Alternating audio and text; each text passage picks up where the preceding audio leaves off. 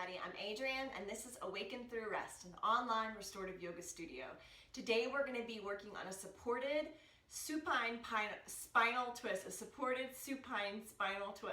And in order to do this pose, you're going to need a blanket for underneath your head and a bolster. This pose is going to be great for opening up the chest region and also getting some nice length in the low back in a really nice, relaxed, passive way, okay?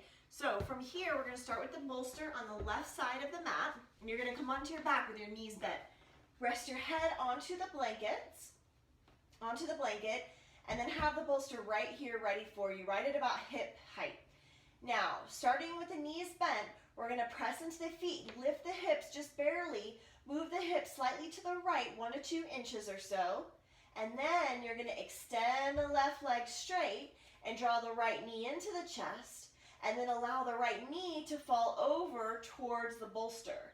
So from here, I'm going to adjust the bolster, making sure the bolster is supported underneath my knee all the way down to my foot, and then my knee is in line with my right hip, okay? So it's like a little 90-degree angle there. And then from here, open the chest nice and wide, allowing the right hand to come down to the floor and allow the left arm to come down to the floor as well. So take a few moments to settle in. And if you feel like your right leg is reaching for the bolster, meaning you don't have enough support, go ahead, stack up a blanket or 2 more in order to bring the yoga to you, in order for the props to help meet you where you're at. And then from here, we're just going to relax the leg completely, letting the right leg rest heavy onto the bolster, soften the left toes, relax the belly and soften the space in the middle of the sternum all the way to the tips of the fingers.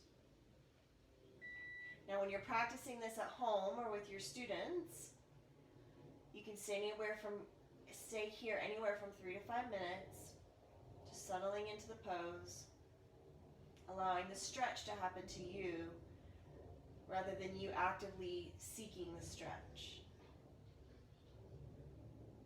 So go ahead and take your time in this pose. I'm going to move forward to do the other side just for the purposes of this video. So in order to come out, you're going to roll onto your back, rest the right foot onto the ground, rest the left foot onto the ground, and then bring the hips back to neutral.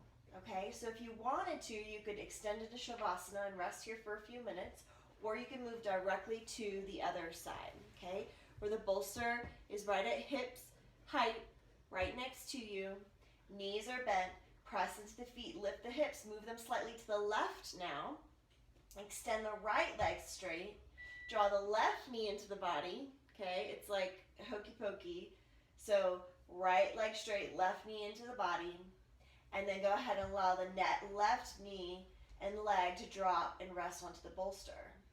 Now here I've already extended my left arm long and straight, opening through the left chest area, and then I'm going to extend my right arm as well.